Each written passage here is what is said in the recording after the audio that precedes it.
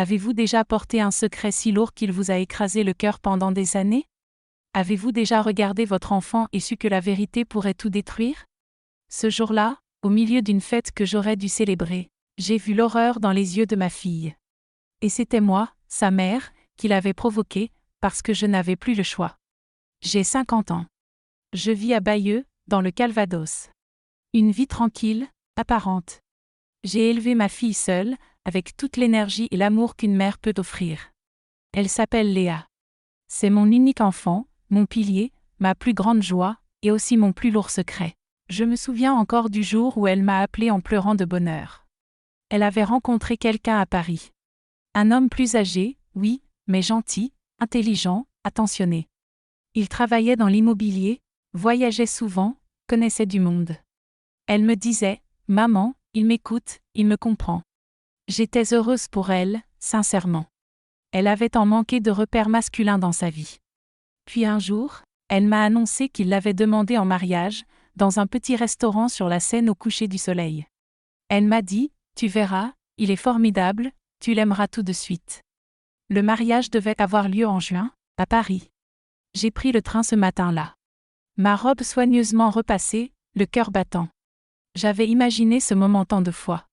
Ma fille en robe blanche, moi dans les rangs, les larmes aux yeux. La vie qui récompense les longues années de solitude, les soirées à économiser sur le chauffage, les journées à enchaîner 2 boulots pour payer ses études. Tout devait être parfait. Et tout a basculé en quelques secondes. J'étais là, debout, au milieu d'une petite cour d'un domaine chic près du bois de Vincennes. Les invités riaient, les flashs crépitaient, la musique douce enveloppait l'air. Puis il est arrivé, le marié. Je l'ai aperçu de loin, son costume sombre, sa silhouette droite, son pas assuré. Et puis son visage. Mon cœur s'est arrêté net. C'était lui. Lui. Marc, le père de Léa. Le seul homme que j'ai jamais aimé et qui m'avait brisé. Je n'ai rien dit. Pas tout de suite. Je me suis accrochée au dossier d'une chaise, croyant que j'allais tomber. Je l'ai vu s'approcher avec ce sourire que je connaissais si bien, celui qu'il avait 27 ans plus tôt. Il n'avait presque pas changé. Un peu de cheveux gris en plus, mais le même regard, le même mépris tranquille. Et dans ses yeux, pas la moindre reconnaissance. Il ne m'avait même pas reconnu. Je voulais hurler, fuir, mais je ne pouvais pas. J'étais paralysée. Ma fille allait épouser son propre père. Alors, dites-moi, que feriez-vous si vous découvriez, au moment même où votre enfant va dire « oui », qu'elle s'apprête à détruire sa vie? Si le passé revenait vous frapper avec la violence d'un souvenir enterré depuis 30 ans, racontez-moi. Dites-moi ce que vous auriez fait. Moi, j'ai choisi de parler. Même si personne ne voulait m'écouter. Je suis sortie, titubant, de la salle de réception. Mon cœur battait contre ma poitrine comme un oiseau prisonnier. Tout devenait flou, je ne voyais plus rien. L'air de Paris me semblait soudain étouffant, presque irrespirable. Je me suis réfugiée dans un petit couloir de service à côté des cuisines. Je me suis appuyée contre le mur, mes jambes ne me portaient plus. Je revoyais son visage, exactement comme dans ce hall d'hôtel à Lyon, 27 ans plus tôt. J'étais si jeune alors, à peine 30 ans. Secrétaire intérimaire envoyé en renfort pour un séminaire. Lui, le conférencier principal. Brillant, charismatique, marié, mais il ne l'avait avoué qu'après.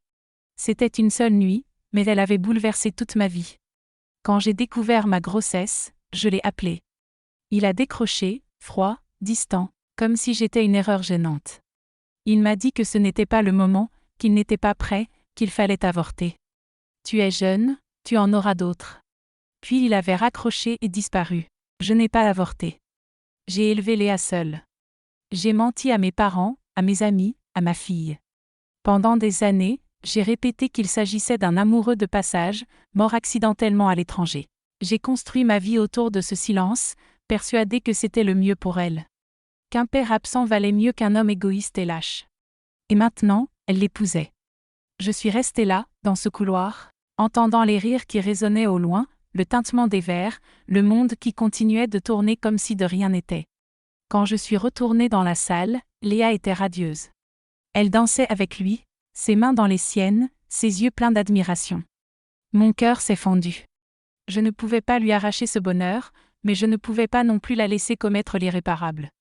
Alors, J'ai approché une de ses amies et demandé à lui parler seule. Juste 5 minutes. Nous nous sommes éloignés dans une pièce adjacente, décorée de fleurs blanches et de nappes soyeuses. Léa riait encore, croyant à une surprise. Moi, je tremblais. Je l'ai regardé dans les yeux et j'ai murmuré, « Léa, je t'en supplie. N'épouse pas cet homme. » Son sourire s'est figé. Quoi? J'ai inspiré profondément. J'avais envie de m'effondrer, de hurler, mais je suis restée droite. Il s'appelle Marc. Il vivait à Lyon il y a 27 ans. Je l'ai connu avant toi. C'est lui ton père. Le silence qui a suivi fut plus violent que n'importe quel cri. Elle me regarda, figée, incapable de réagir. Ce n'est pas drôle, maman. Je ne souriais pas. Et elle a compris. Son regard a changé. Elle a reculé, comme si j'étais devenue une étrangère. Puis elle a secoué la tête, violemment. Non, non, c'est impossible. Je voulais la prendre dans mes bras, lui dire que j'étais désolée, que jamais je n'aurais voulu ça. Mais elle est sortie en courant, sa robe blanche traînant derrière elle comme une plaie ouverte. Je l'ai suivie, le cœur au bord des lèvres. La salle semblait soudain figée. Les invités s'étaient tournés vers elle, puis vers moi, comme si une tempête invisible venait de traverser la pièce. Léa fonçait vers le jardin derrière la réception, ses talons claquant sur les pavés, sa robe accrochée à une haie, les larmes coulant librement, incontrôlables. Je l'ai retrouvée près de la fontaine, effondrée sur un banc. Elle tremblait, les bras serrés autour de sa poitrine comme pour contenir son cœur prêt à éclater. Quand elle m'a vue, elle a reculé. « Ne t'approche pas », murmura-t-elle, la voix brisée. Je me suis arrêtée net. Je ne voulais pas la forcer, mais je devais parler, expliquer, même si chaque mot allait nous faire saigner un peu plus. Je ne voulais pas que ça arrive, Léa. Je ne savais pas. Je ne savais pas que c'était lui. Elle a levé les yeux. Ils étaient remplis d'un mélange de rage, de douleur et de trahison pure. Comment as-tu pu? Je suis restée debout, incapable de répondre. Elle avait raison. Pas de m'accuser, mais d'être perdue. Le sol sous ses pieds venait de disparaître et j'étais celle qui, malgré moi, l'avait poussée dans ce cauchemar. Elle a hurlé. Pas un cri de voix, mais un cri du ventre, un cri d'enfant trahi. J'allais me marier avec mon propre père, maman, mon propre père.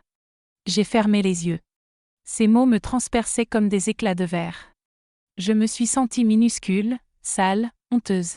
Elle s'est levée brusquement, les mains tremblantes, les joues tachées de maquillage coulé. Et lui, il savait. Je me suis figée. Elle lisait déjà la vérité dans mon silence. Il t'a reconnu et il n'a rien dit. J'ai hoché la tête lentement. Elle a porté les mains à son visage. Alors, vous saviez tous les deux et vous m'avez laissé croire que c'était le plus beau jour de ma vie. Je voulais lui crier non, lui dire que je venais de le reconnaître, que je n'avais pas dormi depuis que j'avais compris, que j'avais supplié qu'elle m'écoute. Mais il était trop tard. La douleur avait parlé avant moi et elle avait frappé fort. Elle est partie. Elle a quitté le domaine. Elle a traversé la haie sans même prendre ses affaires. Des invités ont tenté de la suivre. Moi, je suis restée seule, dans ma robe trop sobre, le corps vidé, le regard fixé sur le banc vide comme si toute ma vie venait d'exploser. Marc, il n'a rien dit. Il n'a pas bougé. Il a disparu à peine le chaos déclenché, comme il l'avait fait autrefois. Un homme qui s'efface dès que les conséquences apparaissent. Un homme sans courage, pas même celui de reconnaître sa propre fille. Je suis rentrée seule à Bayeux le lendemain matin. Les yeux brûlés par les larmes, le cœur en fusion. Ma fille ne répondait ni aux appels, ni aux messages, ni même à mes lettres. Et dans cette maison où j'avais appris à aimer pour deux, je me suis retrouvée à aimer dans le vide. J'attendais un pardon que je n'étais même pas sûre de mériter. Les jours défilaient, lents, vides, cruels. Je ne savais pas où elle se trouvait. Personne ne savait. Ni ses amis, ni sa meilleure amie, ni sa colocataire. Elle avait disparu, laissant un trou dans la mémoire du monde. Elle ne répondait à rien. Son téléphone restait silencieux. Sa boîte mail restait fermée. J'ai cru devenir folle. Chaque matin, je guettais par la fenêtre comme si elle allait surgir sur le chemin, son sac sur l'épaule, ses yeux fatigués mais vivants. Mais rien. Alors, j'ai commencé à écrire chaque jour une lettre. Toujours la même structure, une pensée, un souvenir, un mot d'amour. Parfois, je lui rappelais ses bêtises d'enfant, le jour où elle s'était maquillée avec mes rouges à lèvres pour aller au travail, comme maman. D'autres fois, Je lui racontais ce que je cuisinais, ce que je lisais, ce que je rêvais. Et à la fin, toujours la même phrase, « Je t'aime, je suis désolée, je suis là ». Je n'ai jamais su si elle les lisait. Je les envoyais à son ancienne adresse à Paris, à tout hasard, comme on jette des bouteilles à la mer. Ali, un vieil ami de la famille, me disait que j'étais courageuse. Mais ce n'était pas du courage, c'était une forme de survie. Je ne voulais pas qu'elle pense que j'avais oublié, ou pire, que j'avais abandonné. Et puis, au bout de 3 mois, une réponse est arrivée. Ce n'était pas une lettre, juste une enveloppe. À l'intérieur, un seul mot, écrit au crayon sur une feuille blanche. Pourquoi ? Je suis restée figée devant ce mot. Une seule question, mais qui portait tout. Pourquoi je ne lui avais jamais dit ? Pourquoi je n'avais pas reconnu cet homme plus tôt ? Pourquoi j'avais laissé faire jusqu'au bord du précipice ? Pourquoi avais-je gardé le silence si longtemps ? Je lui ai répondu le soir même, une lettre de 6 pages. Je n'ai pas cherché à me justifier. J'ai écrit la vérité, toute la vérité, sans fioriture, sans excuse. Je lui ai raconté combien j'avais eu peur, combien je m'étais sentie seule quand je l'ai porté, combien j'avais douté de ma valeur et de mon droit à élever un enfant sans père. Je lui ai dit que j'avais menti pour la protéger et qu'à mon insu, ce mensonge avait fini par l'exposer à la pire des vérités. J'ai glissé ma lettre dans une enveloppe jaune. Je suis sortie marcher jusqu'à la boîte aux lettres moi-même. Il pleuvait. Mes chaussures étaient trempées. Mais je me suis dit que si une seule goutte d'amour pouvait traverser ce courrier, alors cela valait la peine. Puis le silence est revenu. Long, pesant, déchirant. Mais je n'ai jamais cessé d'écrire, parce que je savais qu'elle n'était pas partie pour toujours. Elle avait juste besoin de respirer, de comprendre, de se reconstruire sans moi. Et moi, j'attendais comme on attend le printemps après un hiver trop long. Le printemps est arrivé plus tôt cette année-là. C'était un matin de fin mars. L'air sentait le lilas et l'herbe humide. Je préparais du café quand j'ai entendu frapper à la porte. Un coup sec, puis un silence, puis un deuxième coup. J'ai posé la cafetière sans même l'éteindre. Mon cœur battait comme si on venait de l'arracher de ma poitrine. J'ai ouvert. C'était elle, Léa. Elle se tenait là, plus mince, plus pâle, les cheveux tirés en arrière, son manteau trop grand pour ses épaules. Elle avait l'air fatiguée, mais ses yeux étaient les mêmes. Les yeux de la petite fille que j'avais portée dans mes bras pendant tant d'années. Elle n'a rien dit. Elle a juste tendu une enveloppe. Je l'ai prise, les mains tremblantes. À l'intérieur, une photo ancienne. Nous deux sur la plage de Deauville. Elle devait avoir 4 ans. Son visage barbouillé de glace à la fraise, mes bras autour de ses épaules, figés pour toujours. Et derrière, quelques mots griffonnés. Je ne comprenais pas encore, mais je commençais à ressentir. Je l'ai regardée. J'ai voulu parler, mais ma gorge s'est serrée. Mes larmes ont coulé sans que je puisse les retenir. Elle aussi pleurait. Pas fort, pas bruyamment, juste ce genre de pleurs qui coulent doucement et lavent tout sur leur passage.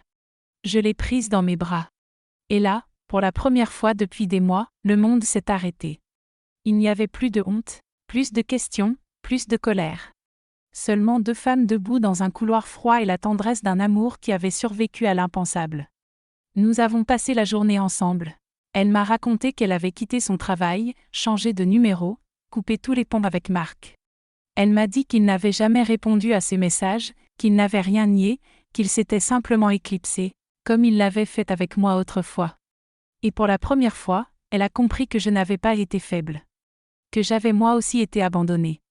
Que malgré tout, j'avais choisi de la garder. Qu'elle n'était pas le fruit d'une erreur, mais d'un choix d'amour immense. Le soir venu, elle est restée dormir dans sa chambre. La même qu'elle avait quittée à 18 ans pour partir à la fac. Tout était resté comme avant. Les posters un peu fanés, les livres sur l'étagère, le vieux plaid plié au pied du lit.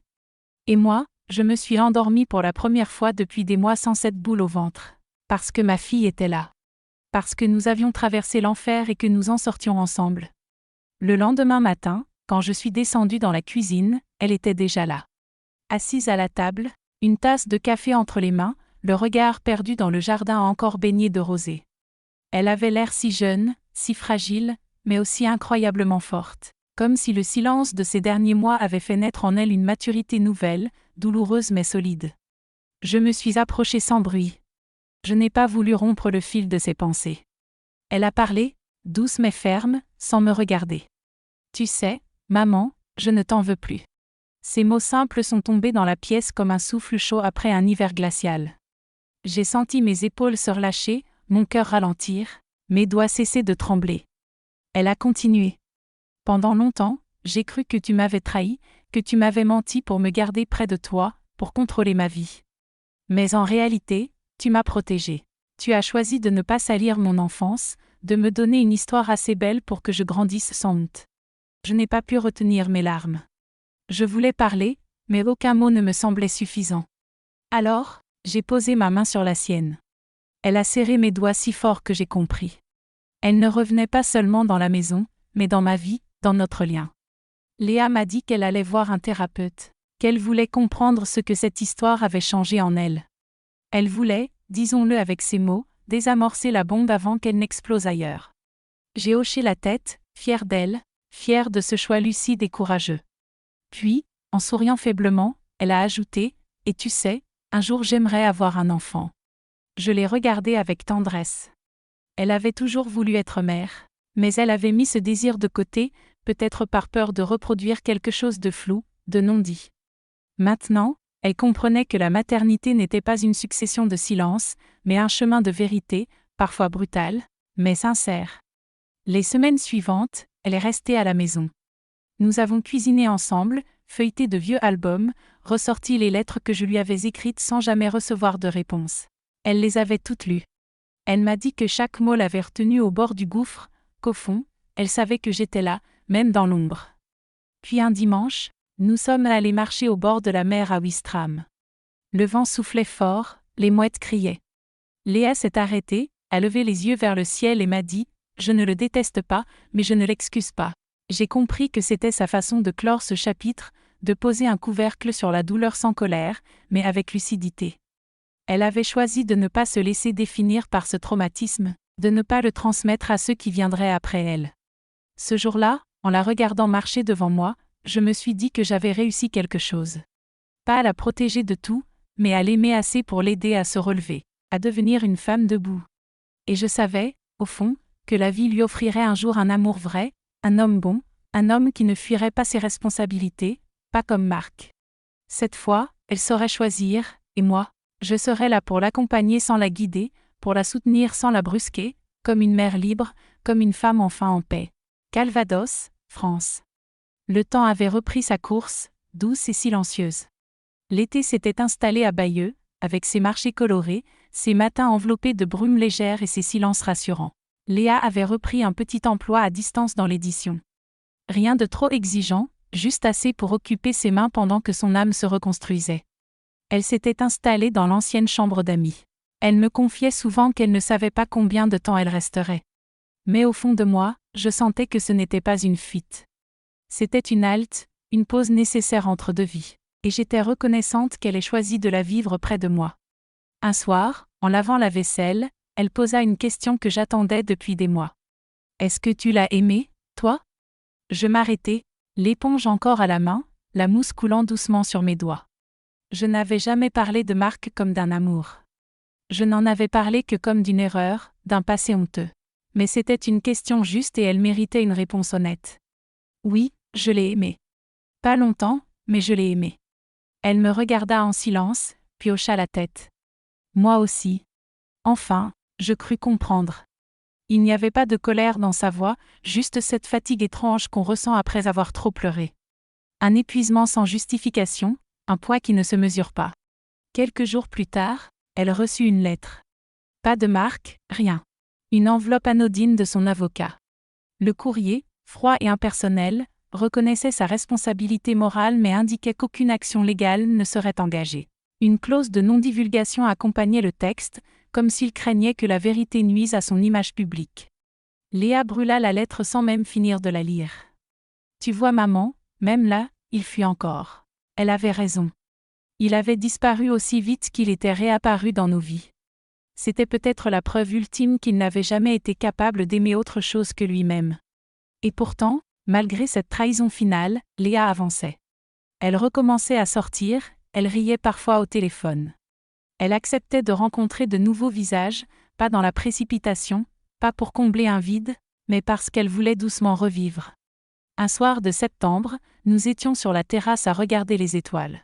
Elle m'a prise dans ses bras sans prévenir. « Merci d'avoir tenu maman. Merci d'avoir tout porté. » Je n'ai rien répondu. Les mots n'étaient plus nécessaires. Ma fille était là, brisée et recollée, plus forte qu'avant. Et moi, je pouvais enfin respirer. C'était un matin d'octobre. L'air sentait les feuilles humides et le pain chaud de la boulangerie d'en face. Je m'étais levée avant le soleil, comme souvent ces derniers temps. J'aimais le silence de la maison lorsque Léa dormait encore. J'aimais ces instants où je pouvais l'observer à travers la porte entr'ouverte, paisible, le souffle lent, comme si tout ce que nous avions traversé n'était plus qu'un vieux cauchemar effacé par la lumière du matin. Ce jour-là, elle est venue me rejoindre dans la cuisine, encore en pyjama, une couverture autour des épaules. Ses yeux étaient un peu gonflés. « J'ai rêvé de lui », m'a-t-elle dit. Je n'ai rien répondu. J'ai simplement glissé une tasse de thé entre ses mains. « Ce n'était pas un cauchemar », a-t-elle ajouté. Il était là, comme un homme normal. Il me regardait avec tendresse. Il voulait m'offrir un bouquet de fleurs. Elle a esquissé un sourire triste. C'est fou comme l'esprit cherche encore à nous consoler, même après tout ça. J'ai posé ma main sur la sienne. Elle n'avait pas besoin de cacher sa peine. Ici, elle pouvait pleurer, être vulnérable, être fille, être humaine. Dans les semaines suivantes, elle a reçu une proposition d'emploi à Caen. Une maison d'édition cherchait une correctrice expérimentée. Le poste était stable, pas trop loin. Elle a hésité quelques jours, puis m'a dit « Je vais y aller, mais je reviendrai chaque week-end. » Tu n'es pas seule, maman. Tu ne l'as jamais été. Maintenant, c'est à moi de te le montrer. Ce fut une séparation douce, pas comme celle d'avant, pleine de colère ou de silence. Elle est partie un samedi matin. Elle a refermé doucement le portillon du jardin, ses valises dans le coffre, et moi, je suis restée sur le pas de la porte, le cœur rempli, pas vide, rempli. J'ai continué ma vie, mon potager, mes confitures, mes lettres que je n'écrivais plus chaque jour mais que je gardais précieusement dans un carnet. Pour plus tard, pour ses enfants peut-être, pour qu'ils sachent un jour que leur mère s'est battue pour que la vérité ne soit jamais une arme, mais une délivrance. Puis, un dimanche, elle est revenue accompagnée d'un jeune homme. Au premier regard, il n'avait rien d'extraordinaire. Pas de costume, pas de montre en or, pas de voiture clinquante. Juste un regard doux, des gestes simples, une main cherchant la sienne sans fracas. Il s'appelait Émilien. Elle m'a regardé avec un sourire que je n'avais pas vu depuis des années. Il ne veut rien conquérir, il veut juste m'aimer, et ça me suffit. Je les ai observés toute la journée, à table dans le jardin, en train d'épurer des pommes ensemble. Et je me suis dit que la boucle était peut-être en train de se refermer. Pas avec vengeance, mais avec réparation. Ce n'est pas l'homme qui efface les blessures, c'est la paix qu'il apporte. Et lui, sans le savoir, nous offrait cette paix à toutes les deux. Les mois ont glissé comme un ruisseau calme, sans remous, sans éclat. Léa venait chaque week-end, parfois avec Émilien, parfois seule, le visage apaisé. Elle avait repris la lecture de poésie, cuisinait des plats qu'elle aimait enfant, parlait de l'avenir avec des mots simples et pleins de douceur. Et moi, je l'écoutais, le cœur ouvert, les mains pleines de silence enfin guéries. Un dimanche matin de printemps, alors que les cerisiers du jardin étaient en fleurs, elle m'a prise par surprise. « Je suis enceinte, maman. » Elle ne tremblait pas. Elle ne pleurait pas. Elle rayonnait. Je l'ai serrée dans mes bras comme si je voulais la retenir contre moi pour l'éternité. Ma fille allait avoir un bébé, et cette fois, tout serait différent. « Je veux que tu sois là à chaque étape », m'a-t-elle murmuré. Je veux que lui ou elle connaisse toute l'histoire, sans honte, sans drame, juste la vérité. J'ai hoché la tête. Tout ce que j'avais porté en secret pendant tant d'années allait devenir une mémoire vivante, transmise avec amour. Non pas pour blâmer, mais pour apprendre, pour montrer que l'on peut tomber, se perdre et renaître. Nous avons préparé ensemble la chambre du futur bébé. Elle voulait des couleurs douces, du bois naturel, des objets faits main. Chaque détail était réfléchi, choisi, tissé de tendresse. Je cousais les rideaux pendant qu'elle triait les premiers vêtements. Émilien nous observait, un peu maladroit, mais émerveillé. Il comprenait sans parler. Sa présence seule suffisait. Et moi, dans cette maison redevenue vivante, je sentais quelque chose fleurir au fond de moi, une certitude paisible. J'avais fait ce qu'il fallait, malgré mes erreurs, malgré mes silences. J'avais aimé, j'avais tenu bon, et cela avait suffi. Parfois, Quand la maison retrouvait son calme, je m'asseyais seule sur le banc du jardin. Je regardais les bourgeons, les oiseaux, la lumière filtrée à travers les feuillages, et je parlais à voix basse à Marc. Non pas pour le maudire, mais pour lui dire ce qu'il avait manqué. Tu aurais pu connaître cette fille. Tu aurais pu être là, tu aurais pu aimer, mais tu as fui. Et maintenant, elle t'a dépassé. Elle a construit ce que toi tu as détruit. Et moi, je ne t'attends plus. C'était ma façon à moi de refermer ce livre, de tourner la page sans haine mais sans retour. Et sur cette page tournée, une nouvelle histoire se dessinait déjà. Une histoire plus douce, une histoire à trois, ma fille, moi et ce petit être à venir, fruit d'un amour sincère, d'une lumière retrouvée. Aujourd'hui, j'écris ces lignes depuis la chambre d'hôpital où ma fille vient de donner naissance à une petite fille. Elle s'appelle Lina. Je l'ai tenue dans mes bras ce matin pour la première fois. Elle a ouvert les yeux. Elle m'a regardée avec cette expression que seuls les nouveau-nés possèdent, celle d'un être qui ne juge pas, qui ignore encore le passé, les fautes, les regrets, les noms qui blessent ou les absences qui brûlent. Elle m'a regardée comme si j'étais un monde entier, et j'ai pleuré. Léa dormait encore, fatiguée mais sereine. Émilien la tenait par la main. Il m'a souri sans dire un mot, les yeux brillants de cette gratitude muette que seuls les hommes bons savent offrir. Dans ce silence sacré, j'ai compris que tout était enfin à sa place. Ma fille ne portait plus le fardeau du passé. Moi, je n'avais plus besoin de me cacher derrière des silences. Et Lina était là, pure, vivante, libre de toute ombre. Dans l'après-midi, Léa m'a demandé de l'aider à écrire la première lettre destinée à sa fille, une lettre qu'elle lui remettrait plus tard, quand elle serait grande. Elle voulait y inscrire notre histoire, non en drame, mais en vérité, en transmission. Elle a écrit les premiers mots, puis elle m'a tendu le stylo. « Maman, tu veux ajouter quelque chose ?» J'ai réfléchi un moment et j'ai inscrit une seule phrase. Le silence peut aussi être une forme de justice, mais aujourd'hui, j'ai choisi de parler. Parce que la vérité, même douloureuse, est ce qui libère. Puis j'ai signé « Mamie Von ». Le soir tombait sur Paris. Derrière la vitre, les lumières de la ville brillaient comme des promesses.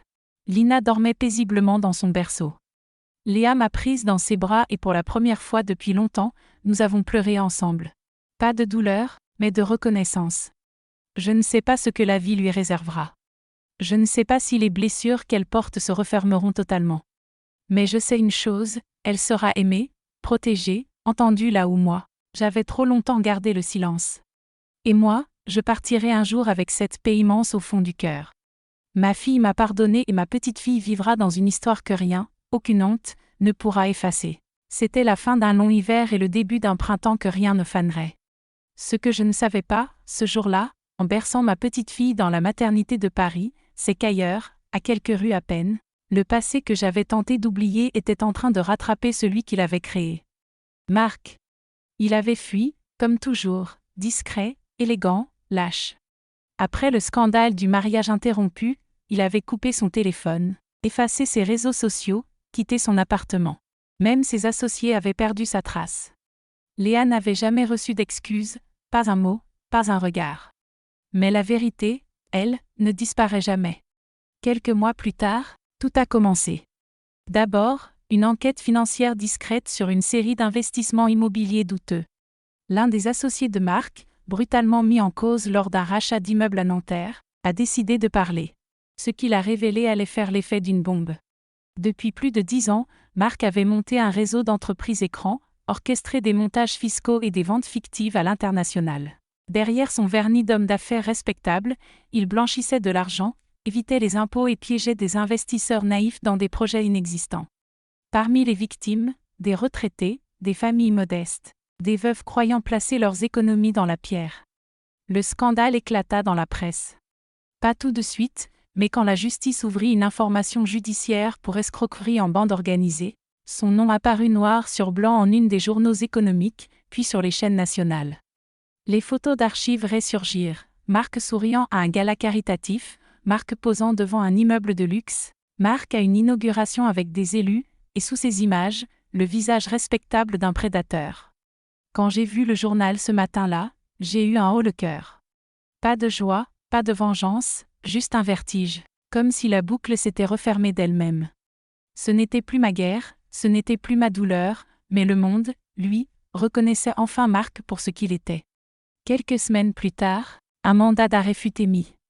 On disait qu'il avait fui à l'étranger, que la police espagnole collaborait, que des comptes à son nom avaient été gelés, que des appartements avaient été saisis, une voiture de luxe abandonnée à Barcelone. La traque était lancée. Léa, de son côté, suivait tout en silence.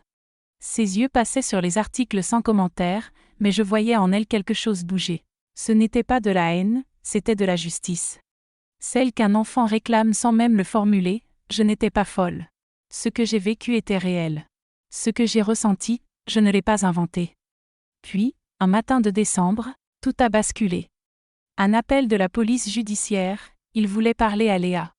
Elle m'a regardée, stupéfaite. Rien à se reprocher, mais il voulait entendre sa version des faits, sa relation avec Marc, l'histoire du mariage interrompu, les révélations qu'elle avait apprises trop tard. Elle y est allée seule. Et elle a parlé avec calme, précision. La demande en mariage, les silences, la vérité découverte, le lien de sang révélé à la dernière minute, la fuite, l'abandon. Elle a tout raconté. Le commissaire a hoché la tête. Vous n'êtes pas la seule. C'est là qu'elle a appris que Marc avait une autre fille, d'une autre liaison, une histoire similaire, abandonnée elle aussi. L'homme n'avait pas seulement trahi l'amour ou les affaires, il avait trahi la paternité encore et encore. Le parquet ajouta ces éléments au dossier. Marc n'était plus seulement un fraudeur, il devenait aux yeux de la justice un homme dangereux, manipulateur, destructeur. Un procureur évoquait même la violence morale à long terme, avec des répercussions psychologiques profondes sur plusieurs femmes et leurs enfants. Puis, en janvier, la nouvelle tomba. Marc avait été retrouvé à Lisbonne sous une fausse identité. Un appartement luxueux, payé en cash, une autre femme, une autre imposture. Il fut extradé vers la France, placé en détention provisoire à la Santé, en attendant son procès. Léa reçut une convocation comme partie civile. Elle pouvait témoigner. Elle refusa. Je n'ai plus rien à lui dire, et il n'a plus rien à m'enlever. Ces mots, doux et sûrs, étaient inébranlables. Le procès eut lieu en juin, exactement un an après ce mariage qui n'avait jamais eu lieu. Marc fut condamné à 6 ans de prison ferme pour escroquerie aggravée, blanchiment, abus de confiance, falsification de documents et complicité fiscale. Plusieurs millions d'euros d'amende et de dommages furent prononcés. Il perdit tout, son réseau, sa réputation, son nom. Mais surtout, il perdit ce qu'il n'avait jamais su protéger, sa descendance. Ce jour-là, Léa, Lina et moi étions dans le jardin. Nous n'avons pas allumé la télévision. Pas de champagne, pas de revanche. Juste un gâteau aux pommes et 3 générations de femmes réunies autour d'un thé en paix. Et moi, au fond de mon cœur, j'ai murmuré, le monde finit toujours par révéler la vérité, et ceux qui mentent finissent toujours par s'y brûler.